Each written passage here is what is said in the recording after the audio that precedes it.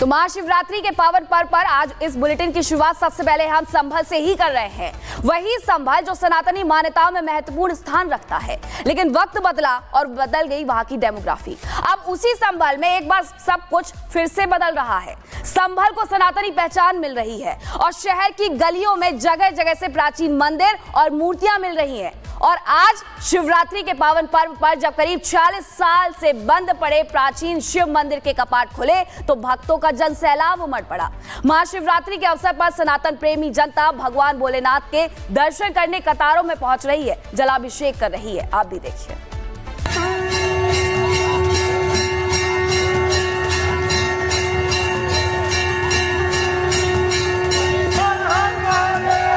संभल की सनातनी पहचान लौट रही है। शहर की गलियों में छुप गए हिंदू धर्म के प्रतीक चिन्ह फिर से अपने प्राचीन गौरव को हासिल कर रहे हैं।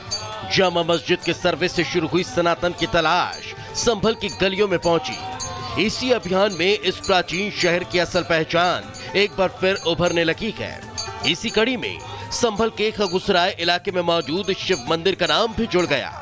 करीब 46 साल से बंद खगुसराय का प्राचीन कार्तिकेय शिव मंदिर के कपाट अब भक्तों के लिए एक बार फिर खोल दिए गए हैं। महाशिवरात्रि के अवसर पर सनातन प्रेमी जनता भगवान भोलेनाथ के दर्शन कर रही है।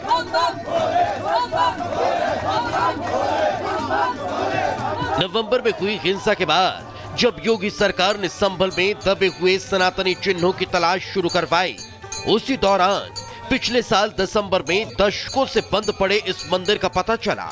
संभल में हुए दंगों और पलायन की वजह से इस मंदिर के कपाट बंद हो गए थे, लेकिन सरकार के प्रयासों के बाद अब 46 साल के बाद भोलेनाथ के शिवलिंग पर जलाभिषेक शुरू हो पाया। खास बात यह है कि यह मंदिर संभल की विवादित मस्जिद से सिर्फ 1 किलोमीटर की दूरी पर है। मंदिर में हनुमान जी की प्रतिमा और प्राचीन शिवलिंग मौजूद है। हर हर महादेव के नारे के साथ ही भक्त भगवान की आराधना कर रहे हैं।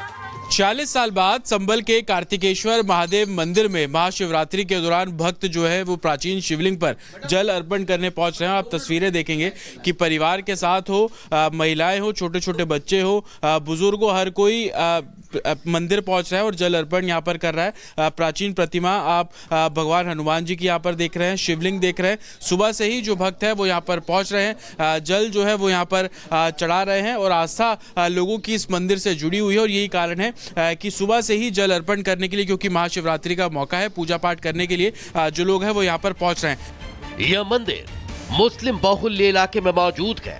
पहले इस इलाके में काफी संख्या में हिंदू परिवार भी रहते थे, लेकिन शहर में लगातार हुए दंगों की वजह से इलाके से हिंदू परिवारों का पलायन हो गया, जिसकी वजह से मंदिर के पूजा करने वाले लोग भी नहीं बचे। लेकिन योगी सरकार की सख्ती के बाद अब इसकी रौनक वापस लौट आई है। माना जाता है कि यह मंदिर सदियों पुराना है। स्थानीय लोगों ने बताया कि सुरक्षा के बने हालात की वजह से इस मंदिर में फिर से हर हर महादेव के नारे लगने लगे हैं। हमारे लिए बहुत सौभाग्य का विषय है। यहाँ पर दर्शन होना हमारे लिए इस जन्म का तर जाना है। हमें बहुत खुशी है, 40 साल के बाद में हमारा मंदिर खुला है। हमने हमारा पुराना मंदिर था, 40 साल बाद खुला है, हमें बहुत खुशी हो रही है। ये तो बड़े सौभाग्य की बात है। ये मंदिर तो हमारी कुलदेवी का मंदिर है। हमारे जो पुरखे थे वो यहाँ पर जल चढ़ाया करते थे, पूजा करते थे। अब कुछ दिनों ये कई सालों बंद रहा। अब जिला प्रशासन की कृपा से ये खुला है, तो यहाँ बड़ी प्रसन्नता हो रही है जल चढ़ाने में। मंदिर के पास सुरक्षा के भी कड़े बंदोबस्त किए गए। महाशिवरात्रि के पहले की भीड़ को देखते हुए सुरक्षा बलों की तैनाती कर दी गई थी। इसके अलावा सीसीटीवी से इस इलाके की निगरानी की जा रही है, जिससे सनातन विरोधी इस शुभ आयोजन में खलल न डाल पाए। सुबह 3:30 बजे रुद्राभिषेक हुआ यहाँ और श्रद्धालु बाहर से आए हुए थे।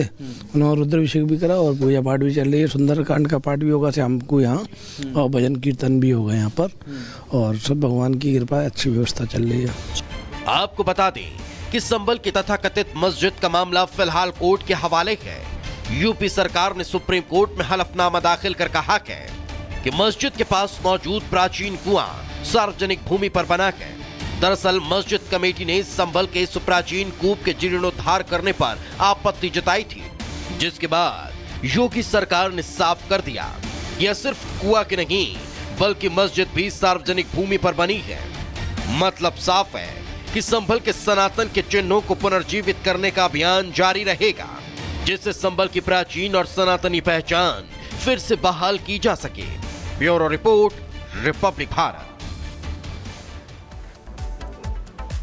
संभल से हमारे सहयोगी जतिन हमारे साथ लाइव जुड़ चुके हैं। जतिन, 46 साल बाद ही सही लेकिन संभल को अब जाकर उसकी असली पहचान वापस मिली है, वो सनातनी पहचान जो उन हिंदुओं को अब हर हर महादेव के जयकारे लगाने को कह रही है कि आप डरिए नहीं। अब माहौल बदल चुका है, ये योगी राज है, खुलकर हर हर महादेव के जयकारे लगाइए। कैसी तस्वीर? बिल्कुल, और वैसी तस्वीरें संभल से देखने को मिल रही है। मेरे पीछे आप मंदिर देखेंगे जो भगवा श्रृंगार में सजा हुआ है और भगवा झंडों के साथ तमाम हर वर्ग के लोग यहाँ पर मौजूद हैं। पूजा अर्चना सुबह से कर रहे हैं। जो प्राचीन शिवलिंग है जल अर्पित किया जा रहा है और जैसे जैसे समय आगे बढ़ रहा है, दोपहर हो रही है, तो आप देखेंगे कि भजन मंडली जो कि महिलाएं हर मंदिर में इस समय आप इसी तरीके के भजन गाते हुए महिलाओं को साफ तौर पर देखेंगे। तो एक तरीके से मुस्लिम बहुल इलाके में ये मंदिर है और उस मंदिर की रौनक भजनों के जरिए अब सब कोई देख पा रहा है और तमाम सुरक्षा कर्मी भी यहाँ पर है। लोग हैं, उनसे हम बात करेंगे। 46 साल बाद आप लोग यहाँ पर जल चढ़ाने के लिए 46 साल बाद आप लोग जल चढ़ाने के लिए पहुंचे। आज महाशिवरात्रि, बंद था मंदिर, कैसा अनुभव हो रहा है? जी, 46 साल बाद जो खुला है ये मंदिर तो हमें बहुत खुशी हो रही है, बहुत अच्छा लगा, हमें बहुत ही बढ़िया लगा हमको। ये मंदिर जो हम यहाँ पे दर्शन करना है, जल चढ़ाने आए यहाँ पर, बहुत अच्छा लगा हमें। योगी सरकार की हमें बहुत धन्यवाद करते हैं। हम बहुत भागी हैं कि हमें मंदिर के दर्शन करने को मिले। आप लोगों ने 40 साल बाद आएंगे महाशिवरात्रि में? कभी नहीं सोचा था ये बारे में। ये तो योगी सरकार की है साहब, हमारे जो हुए हैं उनकी वजह से हमें यहाँ आना पड़ा है। मैं देख रहा हूँ ये तस्वीरें आप दिखा रहे हैं और ये जो वातावरण है वो अपने आप में कहने के लिए काफी है कि अब संभल में सब कुछ बदल रहा है। लेकिन बात महाकुंभ की भी कर लेते हैं। देखिए, महाकुंभ में अभी तक 66 करोड़ से ज्यादा श्रद्धालु पहुंच चुके हैं, आस्था की डुबकी लगा चुके हैं और यही वजह है कि सनातन का झंडा क्या बुलंद हुआ, आरजेडी का प्रोपेगेंडा शुरू हो गया। आखिरकार क्या प्रोपेगेंडा फैलाया जा रहा है आरजेडी की तरफ से, दिखाते हैं आपको।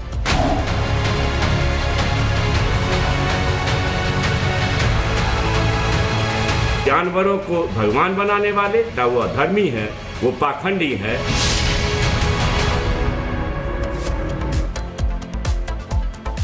तो महाकुंभ का भव्य आयोजन क्या हुआ? यहाँ पर सनातन विरोधियों की छाती पर जैसे सांप लौट गए।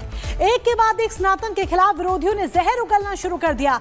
घटिया मानसिकता और दिवालियापन इस कदर विरोधियों का देखने को मिला कि महाकुंभ के आयोजन से पहले किसी ने सोचा भी नहीं था। ममता बनर्जी, मल्लिकार्जुन खड़गे, लालू प्रसाद यादव के बाद ये दिवालियापन लालू यादव की पार्टी आरजेडी के एक और विधायक की सोच में देखने को मिला है, जो सनातन के खिलाफ अभद्र टिप्पणी कर रहे हैं। कौन है ये महाशय, क्या इन्होंने कहा है, देखिए रिपोर्ट।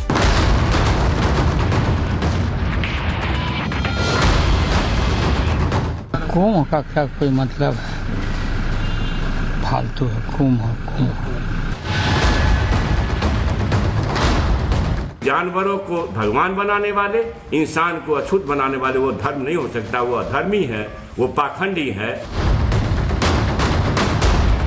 अरे भाई, गंगा में डुबकी लेने से गरीबी दूर होती क्या? प्रयागराज महाकुंभ के नाम पर हो रहे सनातनी एकता की चर्चा पूरे देश में हो रही है, लेकिन इस महाआयोजन से सनातन विरोधी नेता और पार्टियां हैरान और परेशान हैं। ऐसे नेताओं की बौखलाहट खुलकर सामने आ रही है। ममता बनर्जी, मल्लिकार्जुन खड़गे, लालू यादव के बाद इस कड़ी में एक और नाम शामिल हो गया है। लालू यादव की पार्टी आरजेडी के विधायक चंद्रशेखर ने भी सनातन के खिलाफ अभद्र टिप्पणी कर दी है। आपको बता दें कि आरजेडी नेता मुस्लिम वोटों के लिए अक्सर हिंदू धर्म के खिलाफ बोलते रहते हैं। खुद लालू यादव ने भी कुछ दिनों पहले कुंभ को लेकर आपत्तिजनक बयान दिया था, जिसके बाद उनके चेले भी मैदान में कूद पड़े। पहले आपको लालू यादव का वो बयान सुनवाते हैं जिसमें उन्होंने कुंभ के लिए बेतुकी बातें कही थी। कुंभ का क्या कोई मतलब है, फालतू है कुंभ। लालू के इसी बयान के बाद उनके चेले भी मैदान में कूद पड़े। तथा कथित सेक्युलर और प्रगतिशील होने का नाटक करने वाले बिहार के पूर्व मंत्री और लालू परिवार के करीबी विधायक चंद्रशेखर ने भी सनातन के खिलाफ जहर उगल दिया है। बिहार के मधेपुरा में एक कार्यक्रम में चंद्रशेखर ने बेवजह ही सनातन धर्म का जिक्र करना शुरू कर दिया और अनाप शनाप बयान देने लगे।